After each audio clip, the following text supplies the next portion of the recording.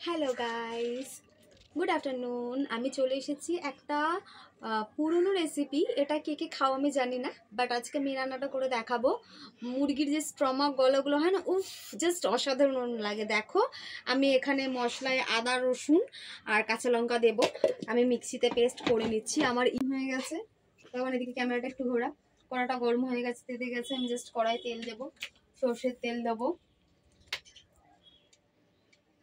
তেলটা একটু কমই দেব, তাও বেশিটা অনেকটা পুড়ে গেছে।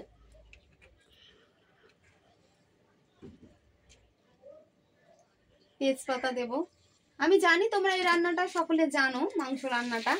আমি সেটার জন্য দেখাচ্ছি না, জাস্ট আমি তোমাদের সঙ্গে শেয়ার করছি। আমি যে রোববার এই রান্নাটা করছি, জাস্ট অসাধারণ লাগে। এদিকে একটু ক্যামেরাটা ঘোরা আমার দিকে। জাস্ট অসাধারণ লাগে, খেতে দারুণ। আমার তো চিকেনের থেকে ওগুলো মানে বেস্ট লাগে। পেঁয়াজগুলো দিয়ে দিই, মানে এবার করিস অনেকটা ছুটে গেছে।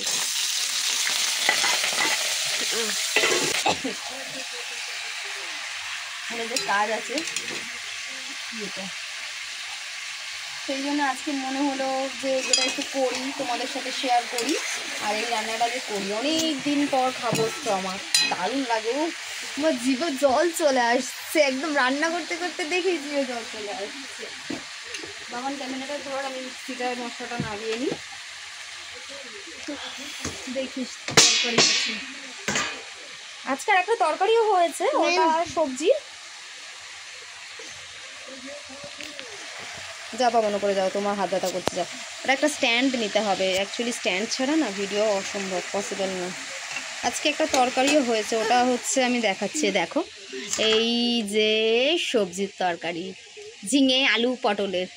এটা অ্যাকচুয়ালি মায়ের শরীরটা ভীষণ খারাপ, সুগারটা বেড়েছে, তো বানাতে হচ্ছে প্রত্যেক দিন।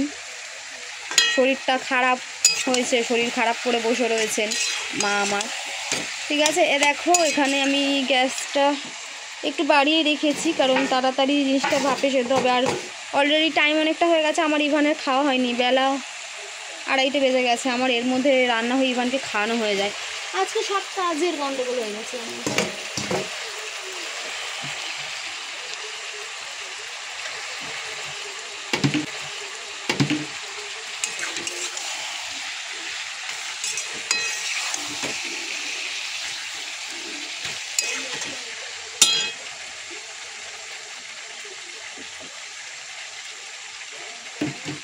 কড়াটা ঠিক করে বসাই।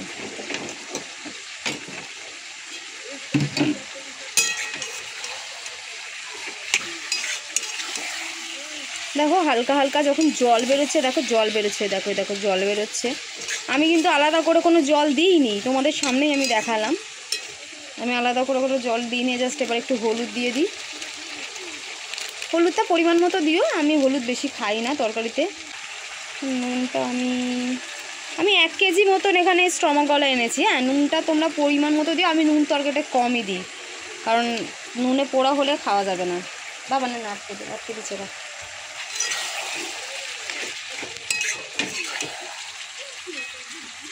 আমার ছেলে ভালো হেল্প করে আমাকে। একটু ভাজা ভাজা হোক, ভাজা ভাজা হচ্ছে হোক।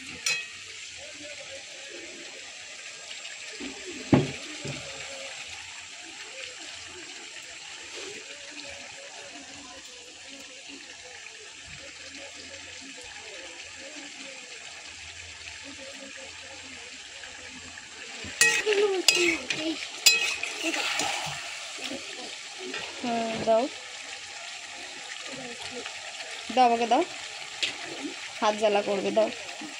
আদা রসুনের পেস্টটা দিলাম, কাঁচা লঙ্কা দিয়ে দিয়ে করেছি এটা, ঠিক আছে।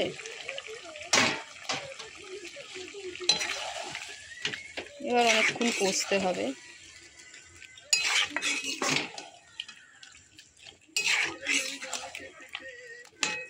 বাবান, নুনটা কি ওপরেই থাকবে? নুনটা একটু নিচে নাবাও। তুমি এত বদমাইশি কেন? দেখছো তো মা একটা কাজ করছে, নুনটা নিচে নামিয়ে দাও, নুনটা নিচে নামিয়ে রাখো। এবার আমি একটু ঢাকা দেবো। হ্যাঁ, একটু ভাপে ওটা হয়ে যাক, তারপর আবার মশলা ধোয়া জলটা তো দেবই, সেটা তো আছেই। একটু ঢাকা দেবো আমি, একটু হয়ে যাক, ঢাকা দিলাম। জোর উপর উঠে তুমি না এটার উপর উঠে দাঁড়া, আমি তো রান্নাটা দেখাবো। হ্যাঁ হ্যাঁ হ্যাঁ হ্যাঁ হ্যাঁ ঠিক আছে, আস্তে বাবান, সাবধানে ধরো কিন্তু কোনটা। এবার এই যে মিট মশলাটা আমি দিচ্ছি, হেভি লাগে। ও আজকে তো মনে হচ্ছে 1 কেজির থেকে 500 আমি খেয়ে ফেলবো, যদি এবার বলে ফেললাম, মানে কি বলবো, ইমোশন না, মানে আবেগের কথা। আমি তো ফুডলাভ, আমি খেতে ভীষণ পছন্দ করি। খুব হাতে খেলাম ছ্যাঁকা, খাওয়ার আগেই হাতে ছ্যাঁকা খেয়ে গেলাম বন্ধুরা।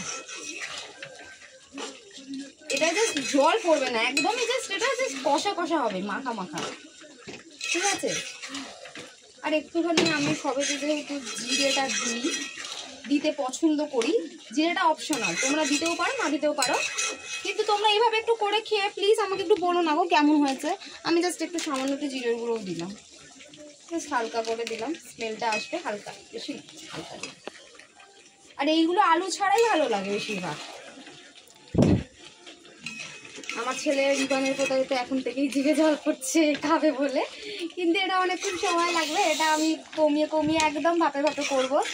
ক্যামেরা হচ্ছে না, হচ্ছে না, হচ্ছে। আচ্ছা আমি ভাপে ভাপে করবো। আমি একটু এবার চলো, এই জাস্ট দেখছো আমি গ্যাস কমিয়ে দিলাম, এটা একদম ভাপে হবে, ঠিক আছে। এই যে এটা একদম ভাপে হবে, জাস্ট 15 মিনিট টাইম নেবে, তারপর রান্নাটা কমপ্লিট হয়ে যাবে। চলো আজকের মতন আমার ফুড ব্লগ রান্নাটা কেমন হয়েছে তোমরা ট্রাই করে অবশ্যই জানিও। টাটা।